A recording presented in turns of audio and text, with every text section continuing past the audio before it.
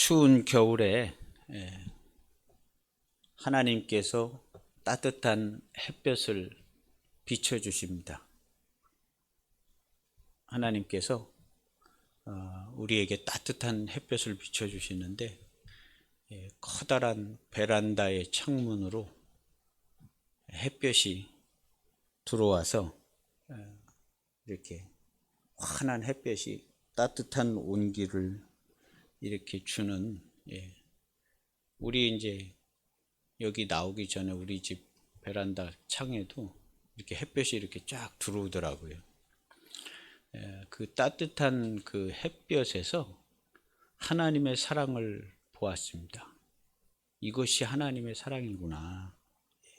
따뜻한 햇볕을 하나님께서 주셔서 거기에 이렇게 살짝 엎드려서 이제 햇볕을 이렇게 쬐보니까 따뜻한 찬란한 햇볕, 유리창을 통과해서 들어온 햇볕인데 아주 좋더라고요.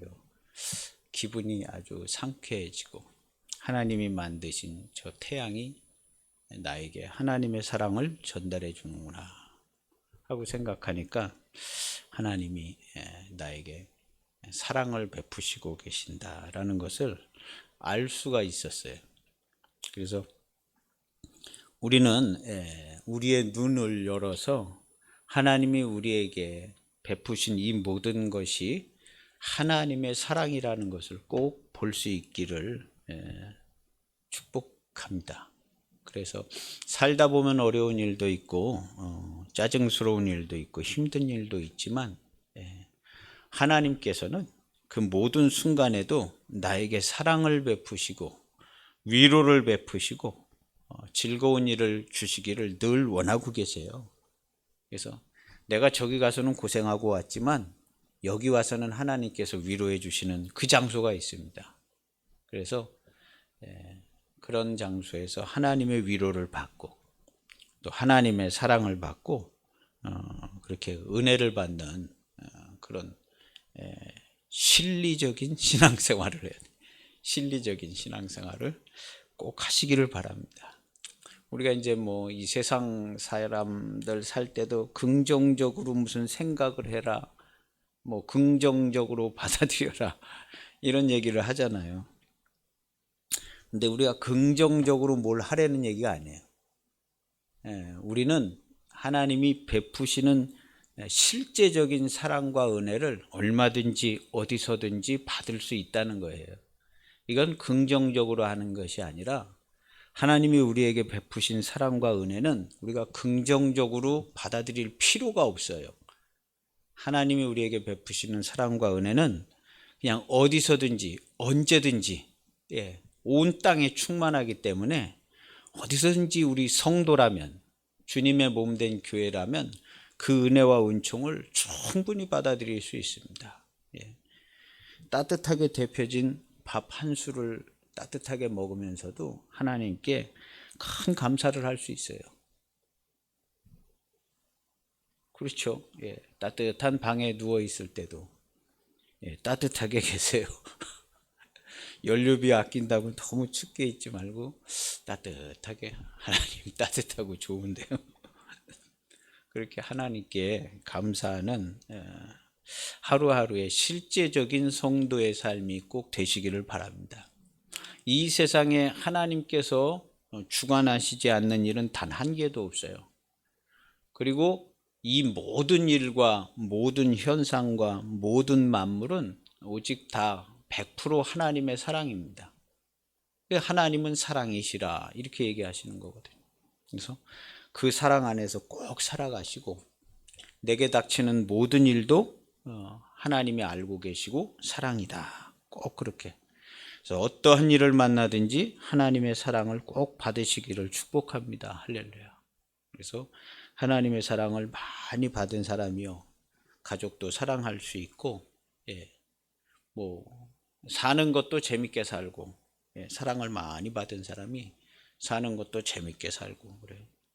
그래서 우리가 삶의 조건은 틀리지만 하나님의 사랑은 절대적이고 한결같아요. 그리고 누구에게나 얼마든지 충분하게 베풀어 주실 수 있는 사랑의 길이 열려져 있어요. 심지어는 불신자라 할지라도 잘 모르는 하나님을 찾으면서 하나님 나에게 좋은 일을 베풀어 달라 그러면 하나님께서는 얼마든지 베풀어 주십니다. 가보지도 않은 교회의 하나님이지만 하나님은 그 모든 지으신 만물의 사랑을 충만하게 베풀어 주시는 분인 것을 꼭 알아야 합니다. 우리 특별히 이제 기독교인들은 그 모든 사람에게 주시는 이 큰 하나님의 사랑 가운데서도 주님의 은혜와 은총을 통하여 그것을 잘 받는 삶이 되어야 합니다. 거듭나는 것에 대해서 계속 말씀드리고 있습니다. 십자가의 길, 거듭나는 것. 오늘 우리 시대는 거듭나는 것에 대해서 좀 생각을 해봐야 되는 기독교회의 신앙의 모습이나 교회가 당하고 있는 일들이나 뭐 이런 걸 보면 거듭나는 것에 대해서 조금 더 생각해야 될 때가 된 것 같아요. 그래서 제가 처음 신앙생활 학생 때 신앙생활을 했는데요. 교회에 왔는데 뭐 이것저것 많은 말씀을 들었는데 거듭나는 거에 대해서 생각을 좀 했던 기억이 있어요. 어떻게 하는 게 이게 거듭나는가? 나는 거듭났나? 말씀은 거듭나야 되고 뭐 거듭난다, 거듭났다 이렇게 좀 말씀이 이제 많이 나오잖아요. 설교 말씀을 듣다 보면. 근데 거듭나는 거에 대해서 생각을 많이 했어요. 어떻게 하면 거듭나는 거지? 그리고 언젠가는 이제 대학교에 갔는데 새로운 단어를 들었어요. 그리스도와의 인격적인 만남이라는 새로운 단어를 들었어요. 대학교 갔는데 그리스도와 인격적인 만남을 가져야 된다. 실제적으로 예수님과 만나는 얘기를 하는 거거든요. 그래서 그리스도와 인격적인 만남, 예수님을 만나야 되겠구나 하는 생각을 해서 만나는 것에 대해서 관심을 많이 가졌어요. 그럼 어떻게 만나냐? 그런데 하나님이 나에게 베풀어 주신 은혜를 생각할 때에 그 은혜에 감동하심을 받고 그리스도와의 인격적인 만남의 관계를 맺을 수가 있었어요. 기도를 통해서 또 하나님께 예배를 통해서. 그래서 나는 하나님께 예배를 드리고 있구나. 내가 하나님께 기도를 하고 하나님께서 내 기도를 들으시고 응답을 해 주시는구나. 뭐 시간은 많이 걸릴 수도 있고 잘 금방금방 응답이 효과적으로 나타나지 않을 수도 있지만 나의 기도를 듣고 계시고 예수님이 나와 함께 계시고 나와 동행하시구나. 그래서 하나님과 또 우리 주님과 성령님과 인격적인 관계를 맺고 만남을 갖고 그렇게 이제 기도를 했어요. 기도를 하고 그렇게 했죠. 그런 것들을 통해서 하나님과 많이 가까워졌고요. 오늘날도 이제 많이 그렇게들 신앙생활을 합니다. 그래서 묵상도 하고 기도도 하고 이렇게 많이 해요. 그래서 이런 좋은 그 통로를 통해서 하나님과 가까이 갈 수가 있어요. 가까이 가고 교통하게 돼요. 그런데 거듭나는 것에 대해서 생각을 해보면 이제 그러는 과정에서 이제 거듭나는 것에 대해서 생각을 잊어버렸던 것 같아요. 근데 거듭나는 것에 대해서 이제 생각을 해보면 내가 언제 어떻게 거듭났을까? 거듭나는 걸 내가 어떻게 받았을까? 하나님과의 어떤 인격적인 만남, 예수님과의 성령님과의 인격적인 만남을 가져서 이렇게 좀 기도도 할 수 있고 때로는 하나님 어쩌고 저쩌고 얘기도 하고 대화도 할 수 있고 그렇게 할 수 있지만 내가 어떻게 거듭났나 이런 건 잘 알지를 못해요. 그래서 바람이 불어서 소리는 있지만 어디로 와서 어디로 가는지 모르는 것처럼 성령으로 난 사람, 거듭난 사람은 이와 같다 하는 성경의 말씀이 있었어요. 성경에 말씀이 있어서 그 말씀을 우리는 이제 그대로 받아들인 거죠. 그래서 거듭났다 하고 이제 생각을 하고, 왜냐하면 예수님을 만났으니까요. 인격적으로 만나서 기도도 하고 뭐 대화도 하고 이렇게 만났으니까 거듭났다 이렇게 이제 생각을 하면서 거듭나는 것에 대해서 많이 생각을 안 하게 됐어요. 저뿐만이 아니라 아마 많은 기독교인들이요, 거듭나는 것에 대해서 생각을 많이 안 할 수가 있어요. 처음에 이제 교회를 왔을 때는 그 얘기를 듣고 거듭나야 된다고? 그 얘기를 들으니까 생각을 하죠. 생각을 하는데 교회 신앙생활을 하고 또 관계를 맺고 뭐 그러다 보면 거듭나는 것에 대해서 잘 생각을 안 하게 되고, 그다음 이제 부모님들이 이제 교회를 다니게 되고 또 자녀들이 함께 다니고 되고, 뭐 자녀들 같은 경우는 더 그런 생각을 덜 할 수가 있게 되고, 그래서 부모 세대들은요 인격적인 만남도 갖고 뭐 그런 경우들이 많은데, 자녀들 세대는 하나님을 만난 것 같지도 않고 내 기도를 하나님께서 들으시는가에 대한 뭐 확실한 믿음도 뭐 그렇고 그런 경우가 많아요. 근데 이제 우리나라의 모습을 보면 많은 이제 우리 어머니 세대들, 아버지 세대들이 이제 그런 인격적인 만남도 갖고 그렇게 해서 이제 신앙생활을 했는데, 자녀 세대들이 좀 약한 부분들이 있어요. 하나님을 진짜로 만나는 것에 대해서 약한 부분들이 있어요. 그래서 우리 이제 자녀 세대들, 그 다음 세대들을 위해서 제일 필요한 게 뭔가를 생각해 보면 거듭나는 것을 좀 생각을 해봐야 되는 것이 제일 필요한 것 같아요. 이 거듭나는 것은 기독교 교리의 핵심이고 이거 안 되면 아무것도 안 되는 거고 그렇거든요. 그래서 하나님께서 우리를 각자 성도들의 삶을 인도해 주셔서 이 거듭나는 것에 대한 경험과 체험과 뭐 이런 은총을 받아요. 온 세상이 다 변화된 것 같은 그런 은혜를 받기도 하고 많은 분들이 받는데, 그것에 대해서 전달을 잘 안 하는 시대가 됐어요. 전달을 잘 안 하는 시대가 돼서 이 거듭나는 것에 대해서 대대적으로 언급을 하고 대대적으로 이 거듭나는 것에 대해서 생각을 하고, 이 거듭나는 길을 가가지고 우리 다음 세대들 또 우리 자녀들 세대들, 지금 성인들도 사실은 이 거듭나는 거에 대해서 심각하게 생각하지 않은 케이스들이 좀 있을 수가 있어요. 지금 30, 40대 그 다음 이후로는 더 그렇고요. 이후로는 더 그래요. 그래서 그냥 교회의 믿음, 교회의 체계, 구원의 교리, 구원의 체계를 통째로 받아들이는 경우들이 좀 있을 수가 있어요. 통째로.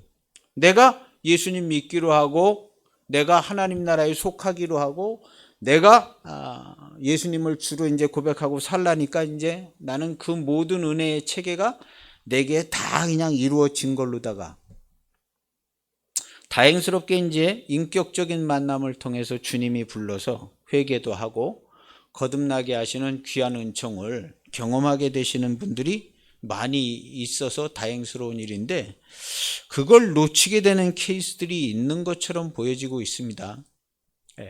그리고 앞으로는 더 심각해질 것 같고요. 그래서 이 거듭나는 것에 대해서 조금 더 우리가 심각하게 강조를 하고 이를 좀 생각해 봐야 합니다. 우리 지난주에 교훈의 본을 받아 마음으로 순종한다 그랬습니다. 이 교훈의 본은 왜 교훈의 본을 보였냐 하면, 거듭나는 것을 알게 하기 위해서 교훈의 본을 마음으로 순종하라 하고, 사도 바울이 우리에게 전하여 준 교훈의 본을 마음으로 순종하여 죄에서 해방되고 거듭나는 길을 갈 수 있는 것들을 이야기를 해줬거든요. 6장에 17절에 보면 하나님께 감사하리로다. 그 전에 16절에 보면요, 순종의 종으로 의에 이르느니라. 여기 써 있어요. 믿음으로 의에 이른다고 그러지 않고 순종의 종으로 의에 이르느니라. 이 말은 명백하고 확실합니다. 순종의 종으로 의에 이르느니라. 그 다음에 17절에 하나님께 감사하리로다. 너희가 본래 죄의 종이었는데, 죄에게 순종해서 죄의 종이었는데 너희에게 전하여 준 바 교훈의 본을 마음으로 순종하여 죄로부터 해방되어. 마음으로 순종하면 어떻게 돼요? 우리 육신의 몸이 죽잖아요. 우리 눈에는 죽은 것처럼 안 보여져도 하나님의 말씀으로는 반드시 죽은 겁니다. 우리 몸이 죽지 않고서는 그리스도와 연합할 수가 없어요. 그래서 교훈의 본을 순종하면 우리는 죽은 거예요. 안 죽은 것처럼 보여져요. 혈기도 부리는 것처럼 보여져요. 짜증도 나는 것처럼 보여져요. 그러나 이거는 보여지는 것이지 실제는 아니에요. 교훈의 본을 순종하면 실제는 하나님의 말씀으로 죽어요. 죽어서 다시 살아나서 그리스도의 몸으로 연합해요. 완벽한 100% 완벽한 연합을 통하여 그리스도와 함께 부활해. 100% 완벽한 연합을 하는 거예요. 그런데 우리 실제 삶은 그렇게 안 보여질 수 있어요. 뭐 짜증도 나고 뭐 죄도 몇 개 질 수 있고 안 보여질 수 있지만 그것은 실제가 아니다. 실상은 그리스도와 연합하여 죽고 연합하여 살아서 완벽한 주님의 몸된 교회가 된 것이 실제예요. 그래서 여기 성경에서는 그렇게 여기고 살지니라 하고 11절에 여긴 11절에 하나님께 대하여는 살아있는 자로 여길지어다. 죽은 자는 죄에 매이지 않습니다. 그러나 우리가 살다가 보면 죄와 괴로움과 고통에 매이는 것처럼 보여질 때가 있어요. 감정조차도 괴롭다 보여질 때가 있지만 그렇게 여기지 말고 너희 자신을 죄에 대하여, 죄의 사건들에 대하여는 죽은 자로 여겨야 되는 게 마땅하다. 왜냐? 그리스도께서도 죽으시고 다시 살아난 다음에 그 10절에 9절 10절에 살아난 다음에 다시는 죄가 그를 주장하지 못했다. 다시는 죄가 그를 주장하지 못했다. 그와 같이 이와 같이 11절에 이와 같이 너희도 너희 자신을 죄에 대하여는 죽은 자로 여겨라. 실제 삶에서는 괴로움도 있고 뭐 기분도 안 좋을 때도 있고 있지만 그렇게 생각하는 게 맞지 않다.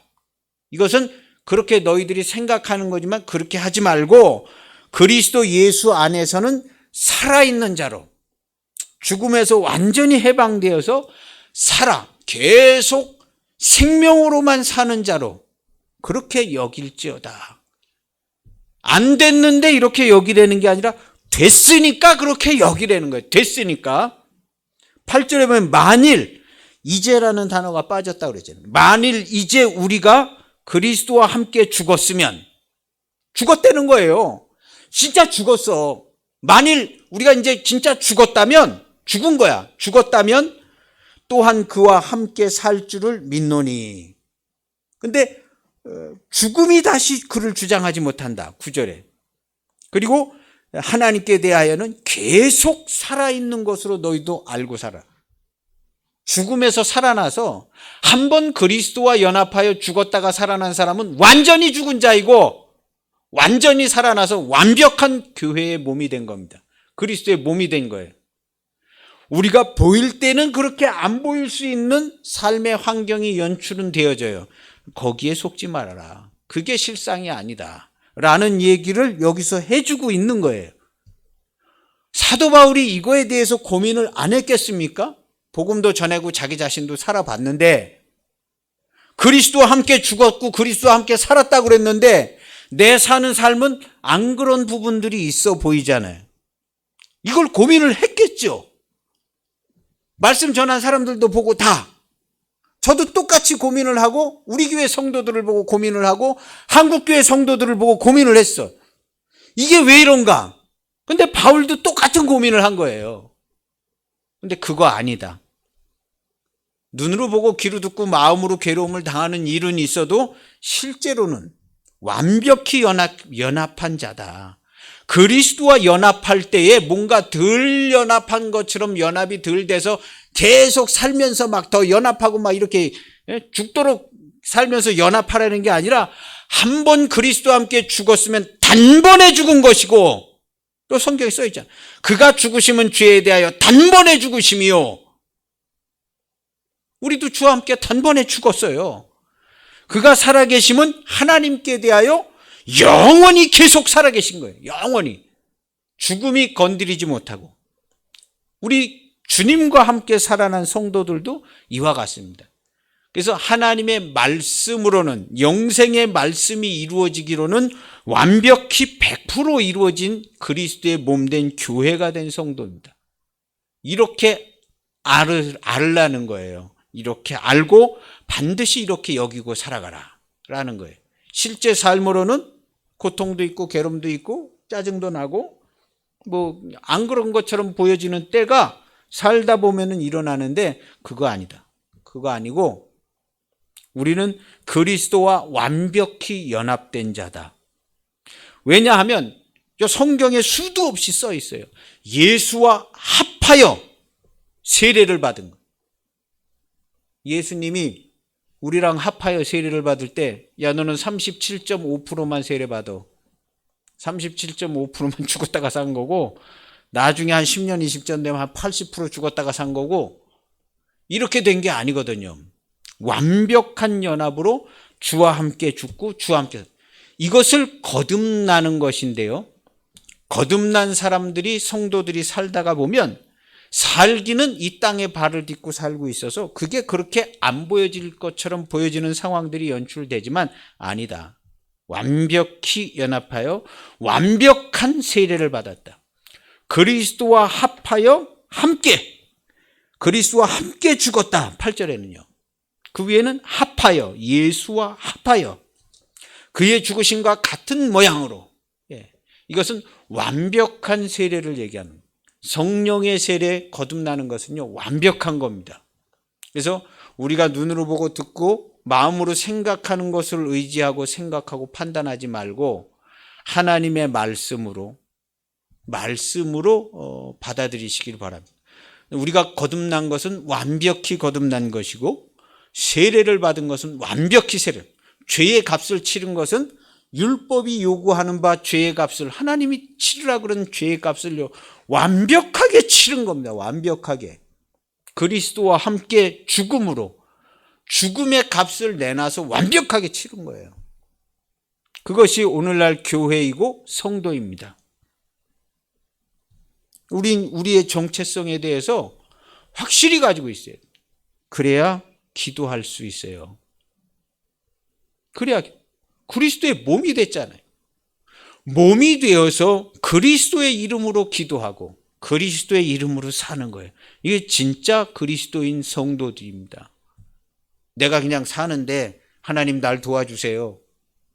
내가 사는데 그렇게 되는 게 아니라 완벽하게 100% 주의 이름으로 사는 우리 교인들은, 성도들은요, 완벽히 100% 주의 말씀으로 삽니다. 아니, 나는 그런 것 같지 않은데요, 목사님.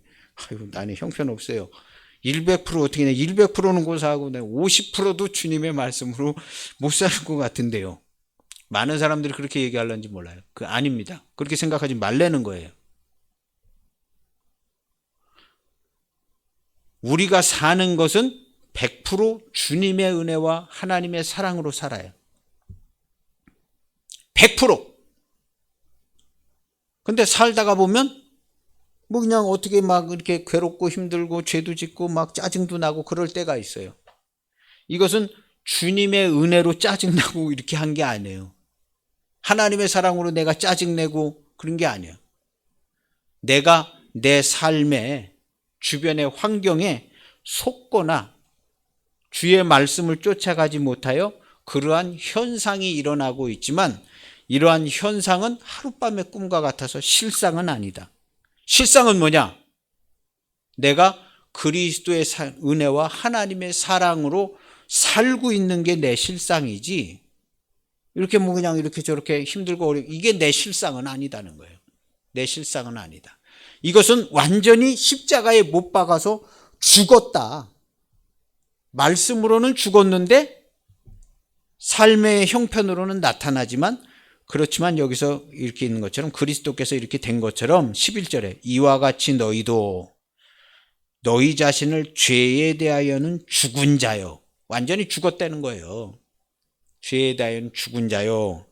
그리스도 예수 안에서 하나님께 대하여는 살아있는 자로 여길지어다. 생명으로만 사는 자로 여겨라. 하나님의 말씀으로만 사는 자로 여기고 있어라. 그래야 우리가 어디 가서든지 누가 뭐라 그래도 야, 너 예수님 믿는다면서 야, 너 사는 게 뭐 그 모양이야. 그럼 야, 기가 또 확 죽잖아. 응? 기가 안 죽을 수 있어요. 그렇게 돼서는 안 돼요. 내가 잘못한 건 잘못한 거야. 그렇지만 나는 예수 그리스도의 사랑과 은총이 있어서 나는 지금도 아무 문제가 없어. 아무 문제가 없어. 너는 죽음과 사망과 고통이 너를 괴롭히겠지만 나는 안 그래요. 내가 잘못한 거 죄의 값은 내가 받고, 사과할 거 사과하고, 할 거 나 다 할 거야. 그렇지만 그리스도의 사랑과 은혜가 나에게 조금도 손상되지 않아. 나는 예수 그리스도의 이름으로, 주님의 이름으로 사는 거야. 살다가 보면 잘못돼서 헷갈리게도 나타나지만 다 수정하고 고치면 돼. 내가 너한테 잘못한 거 있으면 다 사과할 거야. 고치면 돼. 나에게는 하나님의 사랑과 은혜, 주님의 몸된 교회로서, 성도로서의 삶을 살고 있는 거야 하고 딱 부러지게 얘기해 줘야 돼. 딱 부러지게. 그러냐? 뭔 얘기냐? 너는 잘 모르지만 이렇게 명확하고 뚜렷한 삶이 있어. 우리 성도들의 명확하고 뚜렷한 삶, 기쁨을 빼앗기지 않고 평강을 잃지 않고 어떠한 경우에라도 흔들리지 않는 명확한 삶이 있어. 너는 그런 거 아직 잘 모르지만 너도 이제 교회 와서 하나님 말씀 듣고 예수님의 구원을 받으면 알게 되겠지만 아직은 몰라. 이건 죽었다 깨어나도 알 수 있는 일이 아니야. 우리는 항상 이렇게 얘기해야 돼요. 우리 안에 있는 그리스도의 몸된 교회는요, 이 세상에 어떤 일이 있어도 손상받지 않아요. 위축되지 않습니다. 내가 무슨 잘못을 내가 뭐 해서 할 수도 있어요. 예. 내가 어떻게 내 감정으로 뭘 어떻게 해서도 뭐 할 수도 있고요. 그건 그거지만 주님의 몸된 교회의 영광과 주님의 몸된 교회의 은혜와 하나님의 사랑은요, 조금도 손상되지 않습니다. 손상되지 않아요. 그래서 우리 그리스도인들은요, 그 사랑과 그 은혜가 있어도 어떠한 경우에라도 뻘떡 일어설 수 있어요. 어떠한 경우에라도. 어떠한 경우에라도 쓰러지지 않습니다. 예. 그리고 왜곡되지 않습니다. 왜곡돼서 속지 않습니다. 예. 우리는 온 세상이 다 틀렸다고 얘기할 수 있는 사람들이. 온 세상이 이거 다 틀린 거야. 가짜야. 우리만 진짜야. 하고 얘기할 수 있는 사람들이 성도. 예수님께서 이거 다 가짜야. 너희는 너희 아비 마귀에게서 났는데 저는 처음부터 거짓말하는 자요. 너희는 거짓말쟁이 그 아들들이야, 자식들이야. 그러니까 거짓말밖에 더 하겠냐? 내가 진리를 얘기하니까 하나도 못 알아듣는 거 아니냐? 너희들 다 틀렸어. 내가 얘기해주는 이 진리만 진짜야 하고 예수님이 그렇게 얘기한 거거든요. 그랬더니 예수님의 말씀을 안 받아들이죠. 안 받아들여요. 오늘날 교회가 세상에 서비스하는 거 아닙니다. 세상에 천국 복음을 전하고 통치하고 다스리는 것이 교회지, 세상에 뭐 어려운 거 도와주고 서비스하고, 어려운 사람 도와는 줘야죠, 당연히. 그게 우리의 주된 임무는 아니에요. 구제하고 뭐 이런 것이요. 예수님이 구제는 하는데 내 안에 있는 것으로 구제하라고 그랬어요. 바깥에 물질적인 거, 외적인 거, 뭐 이런 걸로 하는 게 아니라 내 안에 있는 것으로 구제해라. 저 사람 얼마나 헐벗었냐. 얼마나 부끄럽고 창피하고 정말 사는 게 괴롭고 옷도 못 입고 온몸이 그냥 머리끝에서 발끝까지 다 상처가 나고 그런 사람 너 옷을 입혀줘야 되지 않냐. 그런 사람 네가 데려가서 치료해주고 포도주도 붓고 기름도 붓고 해줘야 되지 않냐. 내 안에 있는 것으로 구제하라. 예수님께서 그렇게 얘기하셨어요. 내 안에 있는 것으로 구제하라. 생명의 떡을 주고 물을 주고 그렇게 하라고 예수님께서 얘기하십니다. 그래서 우리는 죄에 대하여는 죽은 자요 그리스도 예수 안에서 하나님께 대하여는 살아있는 자로 여길지어다 그랬어요. 여기 보면 여길지어다 이렇게 돼 있어요. 안 됐는데 된 것으로 생각하라는 얘기가 아니에요. 이 앞에 문장을 읽어보세요. 우린 됐다, 됐지 않느냐. 예수님과 함께 세례를 받은 자들이 아니야. 너 그거 다 알지 않느냐. 어떻게 세례 받았는지 알지 않냐. 그 얘기를 1절부터 이렇게 쭉 한 거예요. 그래서 만일 이제 우리가 그리스도와 함께 너희 다 아는 것처럼 이제 우리가 그리스도와 함께 세례를 받았으면 그와 함께 그가 살아나서 살았으니까 그와 함께 사는 거다.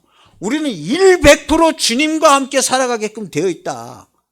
그 전에 살고 있던 건 완전히 죽었지 않느냐. 100% 이제 주님의 말씀으로 사는 자들이 됐는데 그리스도를 봐라. 그리스도께서 한 번 죽으시고 다시 산 다음에 사망이 그를 다시 주장하지 못했지 않느냐. 그리스도와 함께 살아서 그리스도와 함께 사는 우리들도 사망이 다시는 주장할 수 없다. 이것은 완벽한 말씀입니다. 그리스도의 몸된 교회는 사망이 절대로 주장할 수 없어요. 교회 안에 사망의 일들은요, 단 한 개도 없어요. 예수님이 오셔서 교회의 몸을 세운 이래 교회 안에 사망의 사건이라고는 단 한 번도 없었어요. 단 한 번도 없었어. 있는 것처럼 보여지는데요. 그거는 있는 것처럼 보여지는 것일 뿐이에요. 실제로는 몸된 예수님의 그리스도의 몸된 교회 안에 사망의 사건, 죽음과 고통과 괴로움과 사망의 사건이라고는 단 1초도 없었어요. 그렇게 보여지는 사람이 그렇게 보는 것뿐이지 실제로 우리 주 예수 그리스도 안에 사망이 주장, 교회에 사망이 주장한 적이 단 한 번도 없어요. 단 한 번도. 교회에 하나님의 사랑과 예수님의 은혜를 사망으로 뺏긴 일이 단 한 번도 없어요. 뺏긴 일이. 단 한 번도 없어요. 아니, 뭐, 일제시대 때 뭐 어쩌고 교회가 그렇게 된 거 아니에요. 그거 그렇게 보여질 뿐이지, 교회는 일제시대 때도 단 한 번도 그 은혜와 사랑과 영광을 빼앗겨 본 적이 없습니다. 교회는 그런 적이 없어요. 사람들이 그렇게 볼 뿐이지. 그와 똑같이, 이와 같이 우리 성도의 개인 한 사람 한 사람도요, 그 사랑과 은혜와 그 은총을 뺏기지 않습니다. 절대적으로 안 뺏겨요. 그렇게 생각하라는 거예요. 그렇게 여겨라. 그렇게 생각해라. 그래가지고 교회가 교회답게 그리스도의 명령을 수행해서 천국 복음을 전하고 통치하고 다스리는 교회가 꼭 되라는 얘기예요. 사도 바울이. 이 사도 바울도 이거 고민을 많이 해요. 저도 많이 고민을 하는 겁니다. 사도 바울이 여기 다 전철을 밟아서 다 설명을 해놓고 있더라고요. 다 설명을 해놓고 있어. 아, 바울 사도가 정말 생각을 많이 하셨구나. 네. 그래서 우리는 그리스도와 합하여 세례를 받고, 요한복음 3장 6절에 보면요, 육으로 난 것은 육이요 영으로 난 것은 영이니 그랬어요. 육으로 난 육은 세례를 받아 장사 지내버렸어요. 그리고 우리는 영으로 났다고 그랬어요. 영이 뭐예요? 영생의 말씀. 하나님께 받아가지고 오신 우리 주님이 영생의 말씀, 십자가의 도, 자기 목숨을 버리고 다시 살아나는 십자가의 도. 그래서 주님이 받아가지고 온 계명, 요한복음 10장 18절이 제일 표현을 잘했어요. 그 말씀, 그 영생의 말씀을 교훈의 본을, 교리의 틀을, 교리의 코스처럼 가르쳐줬어요. 코스, 십자가의 길, 코스를 가르쳐줬어요. 이 길을 가면, 회개하는 자가 이 길을 가면 주와 함께 죽고 주와 함께 주와 함께 죽는 것 세례를 받아요. 어떻게 세례를 받냐? 교훈의 본을 마음으로 순종하여 주와 함께 죽어야 될 죄인이 맞습니다 하고 마음으로 순종하고 주를 시인하여 거기서 주와 함께 죽는 거예요. 나 혼자는 절대 못 죽죠. 시인해도 못 죽습니다. 영생의 말씀을 예수님이 받아가지고 오셔서요, 예수님과 함께만 죽을 수 있어요. 함께만. 대신 죽는 거에 대해서 제가 얘기 드렸는데요, 대신 죽는 게 아니에요. 성경에 함께 죽었다고 써 있는 거예요. 함께. 그래서 함께 세례를 받은 거예요. 예수님이 나를 대신 죽으셔서 내가 세례받았다 이렇게 써 있는 게 아니라요, 주와 함께 죽어 함께 세례를 받았다. 그래서 함께 살아나서 예수님이 다시 사망에 매이지 않는 걸 봐라. 우리 성도들도 다시 사망에 매이는 일이 없는 게 맞는 거다 하는 얘기를 하는 거예요. 11절이요. 이게 정확한 말씀입니다. 정확한 말씀. 그래서 영으로 난 것은 영이니 그랬어요. 그래서 우리가 다시 나는 것은 영으로 난다는 것은요, 하나님의 말씀으로 죽었다가 다시 산, 말씀의 세례를 받는다. 우리가 그리스도와 함께 세례받는 것이 주님이 받아가지고 온 말씀으로 세례를 받아. 예수님은 자기가 세례받는다고 얘기해요. 나는 받아야 될 세례가 있는데 그것이 이루어지기까지 내가 얼마나 답답하겠냐 하고 받아야 될 세례에 대해서 언급했어요. 본인이 죽는 것을 세례받는다 그랬어요. 세례. 그래서 세례를 받는 거예요. 세례. 그래서 요한복음 1장 12절에 보면요, 오직 하나님께로부터 난 자들이니라. 이 자들이 자녀의 권세에 있다는 거예요. 사람의 뜻으로 나지 아니하고 하나님께로부터 난 자. 어떻게 나냐? 그리스도와 함께 세례를 받아서 주와 함께 죽고 주와 함께 사는, 물 세례 받고 들어왔으면 성령의 세례를 받는.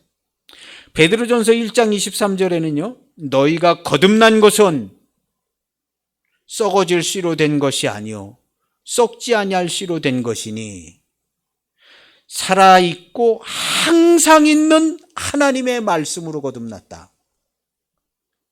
살아있고 항상 있는 하나님 말씀 항상 있습니다.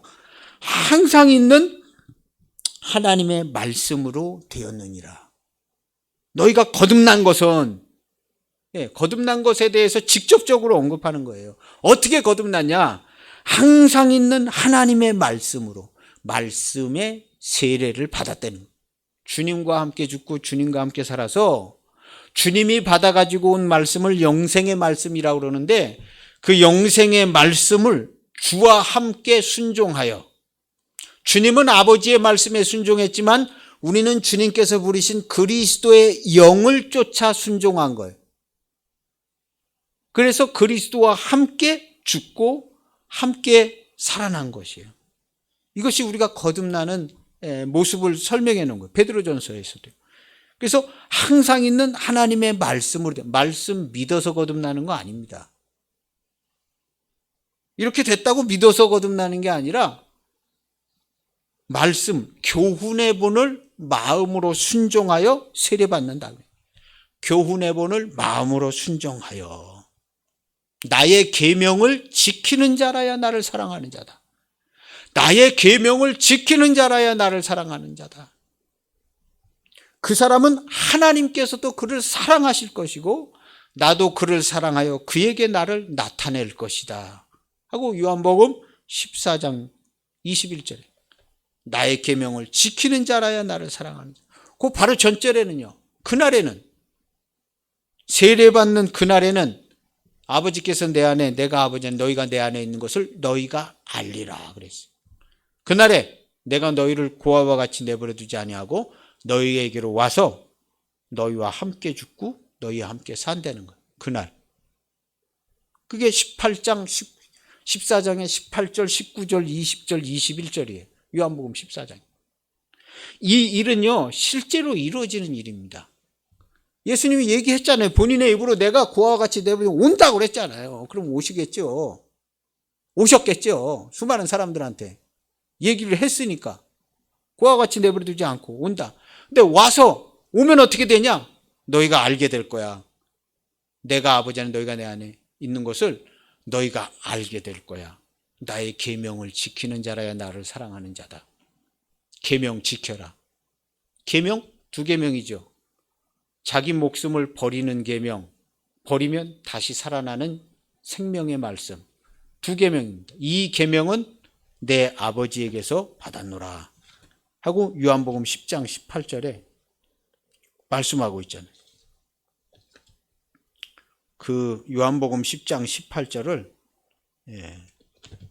찾아보세요.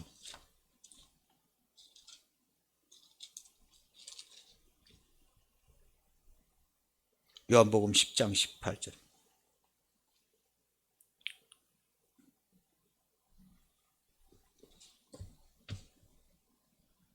이를 내게서 빼앗는 자가 있는 것이 아니라 목숨이죠. 내가 스스로 버리노라.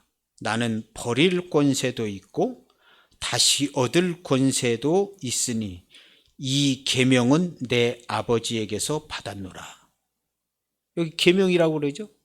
계명이 뭐예요? 그냥 말씀이잖아요. 말씀이 계명이고, 계명은 구약시대 때 거고 말씀은 신약시대 때 거고 이런 거 아닙니다. 다 하나님의 말씀이에요. 이 계명, 버릴 권세 다시 얻을 권세, 이 계명을 우리는 영생의 말씀이라고 그래요. 이거 예수님이 받아가지고 오셨어요. 우리에게도 주셨어요. 친구를 위하여 내 목숨을 버려라. 우리에게도 주셨어요. 그리고 이 계명과 함께 세례를 받는 겁니다. 주님이 이 계명을 순종하여 십자가의 길을 가셔서 순종하셨어요. 그래서 죽을 때는 주님이 혼자 죽지 않았죠. 주님이 혼자 죽지 않았어요. 우리와 함께 죽으신 거예요. 시간차가 한 2000년 넘는데요? 아니에요. 주님은 알파와 오메가 되신 창조서부터 2000년 전에 지금까지도 영원토록 그에게는 시간이 똑같습니다. 전능하신 하나님. 그래서 세례를 받는 거예요. 우리 사람들 시계에 12시간 재는 거 그렇게 생각하면 안 돼요. 성경이요. 그렇게 생각하면 안 됩니다. 창세기부터 뭐 생각이 되지가 않아요. 그래서 주와 함께 죽고 주와 함께 산 이 계명은 아버지께서 받았노라 그런 거예요. 그래서 우리도 똑같이 이 계명 십자가의 길을 우리에게 주셨는데 바울 사도는 교리의 틀이라 이렇게 표현한 거예요. 교훈의 본을 킹제임스 버전은 교리의 틀. 저는 교리의 코스라는 단어가 더 좋은 것 같아요. 십자가의 길이 이 코스거든요. 삶을 인도하는 길, 교리의 길. 거기를 이제 쫓아가면 주님께서 우리를 정말 자기 목숨을 버릴 수 있는 것을. 그래서 아무든지 날 따라오려면 자기를 버리고 자기 십자가를 지고 나를 쫓을 건데 자기 목숨을 버리는 데까지 나를 쫓을 것이니라 그런 거예요. 버리는 데까지 쫓아라. 쫓아오기만 하면 되는 게 아니라 버리는 데까지 쫓아와야 돼 하고 얘기한 거예요. 버리는 데까지. 그럼 어떻게 버릴 수 있냐? 교훈의 본을 마음으로 순종하여. 우리 목숨을요 어떻게 뭐 그냥 어떻게 이거 끊어졌다고 죽는 게 아니에요. 사람의 목숨은 마음으로 순종하여 죽게 돼 있어요. 마음으로 순종하여. 우리가 죄를 질 때도 아담과 하와가 죄를 질 때도 마음으로 순종하여 죽었어요. 그렇죠? 똑같이 마음으로 순종하여 죽는 거예요. 마음으로 순종하여. 거기서 한번 본 거예요. 그래서 마음으로 순종하여 죽게 되는 거예요. 근데 마음으로 순종하여 죽는 게 어디서 일어나냐 하면 우리 삶의 현장에서 일어납니다. 현장에 골치 아프고 괴롭고 죽겠는 현장에서 거기서 주여 다 받아 마땅한 죄인입니다 하고 내가 잘못한 것도 있고 저 사람이 잘못한 것도 있지만 우리는 내가 죄인인 것을 보는 거죠. 그리고 주여, 정말 죽어야 될 죄인이 맞습니다. 지금의 내 꼬라지를 보면 나는 살인자나 같고 정말 저질이고 쓰레기 같은 인간이 맞습니다. 지금 내 이 꼬라지가 쓰레기가 나보다 낫습니다. 쓰레기가 나보다 나아요. 그 고백이 그냥 나오는 거죠. 주여, 이걸 어쩝니까? 내가 주와 함께 죽어야 될 죄인이 맞습니다. 그러면 주님이, 그러면 넌 나와 함께 죽자 하고 주를 시인하고 거기서 주와 함께 죽어요. 주와 함께 죽어서 그 사망과 고통과 괴로움의 사건을 이기게 하세요. 이기게 하세요. 그래서 다시 사망이 그를 주장하지 못하는 모습을 보고 주님, 이겼습니다. 내가 주와 함께 죽고 살았습니다 하고 마음으로 순종하여 주와 함께 죽고 주와 함께 다시 살아나게 되는, 이걸 가리켜서 주와 합하여 세례를 받는다, 그런 거예요. 우리의 삶에서 일어나지요. 되는 겁니다. 근데 이와 주와 함께 죽고 세례를 받는 이것을 바울 사도는요 해봤는데, 나는 날마다 죽어야 될 죄인이 맞습니다. 나는 죄인 중에 괴수입니다. 사람들한테 볼 때는 그래 안 보여도 하나님께 대하여는 죄인 중에 괴수입니다. 그래서 나는 날마다 죽어야 될 죄인으로 주와 함께 죽습니다. 욕된 것으로 심고 나의 약한 것도 심고 나의 죽을 것 썩을 것도 심고 썩지 아니할 것으로 거두고 나를 영화롭게 영광스럽게 그리스도의 강한 사람으로 주님께서 만들어 주십니다 하고 심고 거두는 거죠. 그래서 주와 함께 죽고 주와 함께 세례를 받는데, 첫 번째는 이제 우리가 죄인으로 세례를 받는데, 그 다음부터 날마다 자기 십자가를 지고 주를 쫓아가는 거예요. 이 날마다 자기 십자가 지고 주를 쫓아가는 얘기는 예수님이 하셨죠. 바울이 한 얘기가 아니에요. 예수님이 하셨어. 그래서 이 십자가의 도는 예수님이 시작해 놓은 거예요. 바울이 시작해 놓은 게 아니라. 그래서 전하여 준 바 교훈의 본을, 이렇게 써 있는 거예요. 문장이. 전하여 준 바 교훈의 본을. 그래서 이 거듭나는 것에 대해서 우리가 생각해 봐야 하고, 우리가 가고 이 거듭나는 것에 대해서 언급해야 합니다. 언급을 해야 되고 짚어야 돼요. 그냥 적당히 무슨 믿고 거듭난 걸로 이거 안 될 것 같아요. 안 되고, 여기 성경에 있는 거라면 이건 철저히 좀 우리가 해봐서 거듭나는 것에 대해서 알고, 성도들이요, 교회의 몸된 완벽한 주님의 몸이 된 것에 대하여 확증을 가지고 우리의 삶에 사는 것에 대하여 범사 100% 그리스도의 이름으로 살고 그리스도 교인으로 성도로 100% 대처하여 살아갈 수 있는 교회와 성도가 되는데, 이보다 아름다운 것이 없습니다. 이보다 아름답고 든든하고 즐거운 일이 없어요.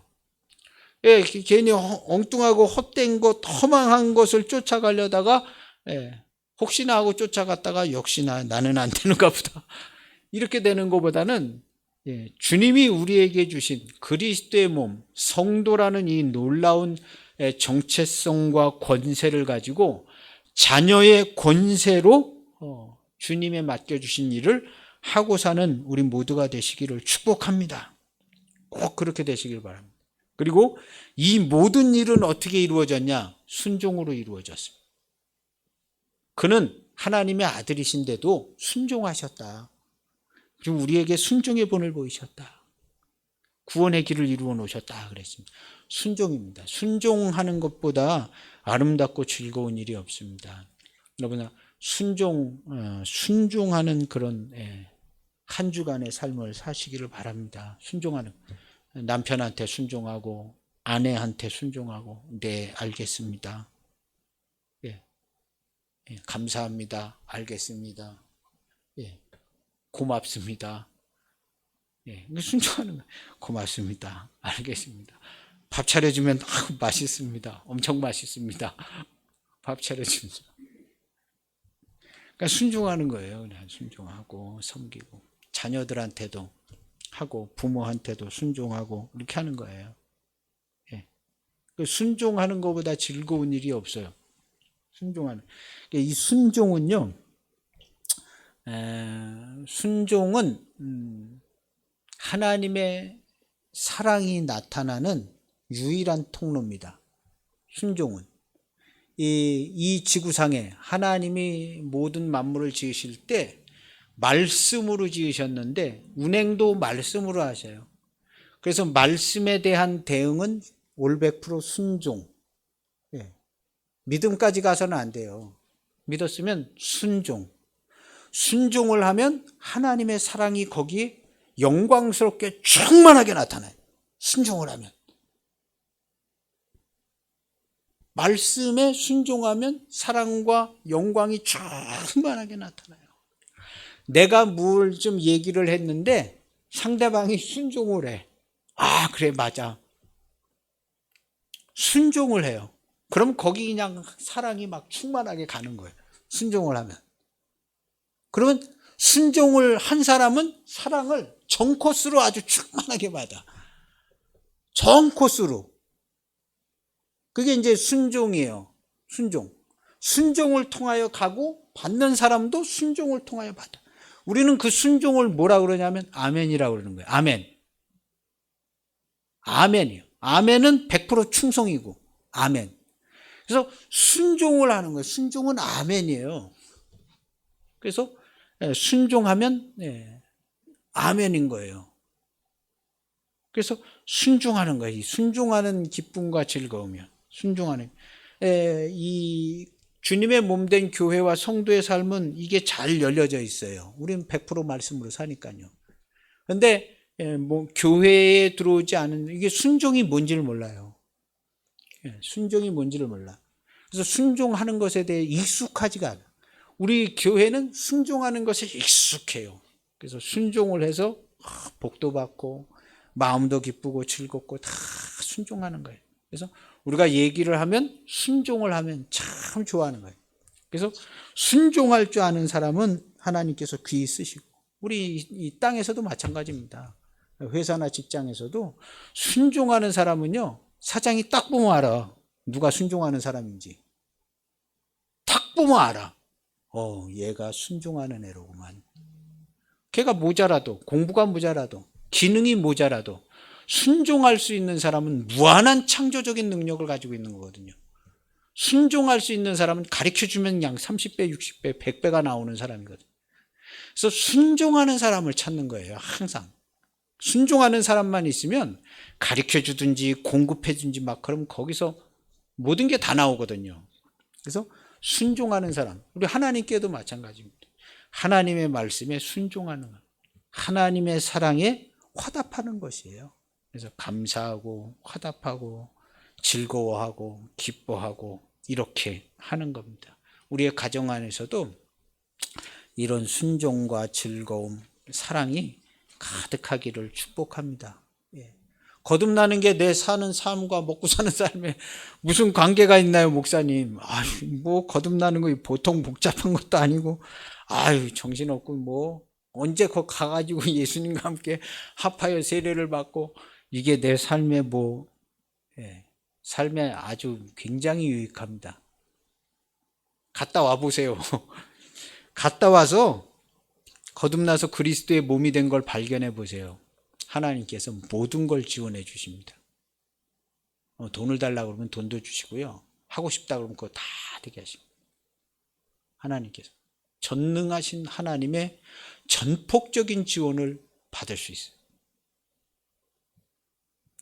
주의 주신 말씀에 순종하는 사람을 하나님께서는요, 온 천하를 들어서 글을 쓰시고 사용하십니다. 기뻐하십니다.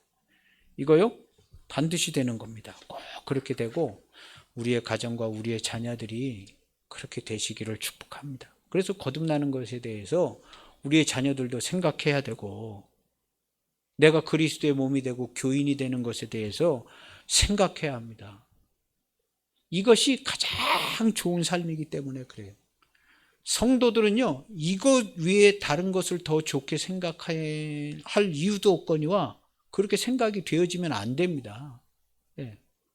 그래서 우리는 주님이 주시고 만들어 놓은 이 세상에 적법하게 순응해서 살아가는 이 성도의 삶이 우리의 자녀와 가정들에게 이루어지시기를 축복합니다. 기도하세요. 길은 멀어 보이지만 기도하면 하나님께서 인도하십니다.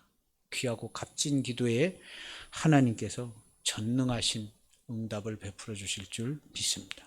기도하시겠습니다. 하나님 아버지 감사합니다.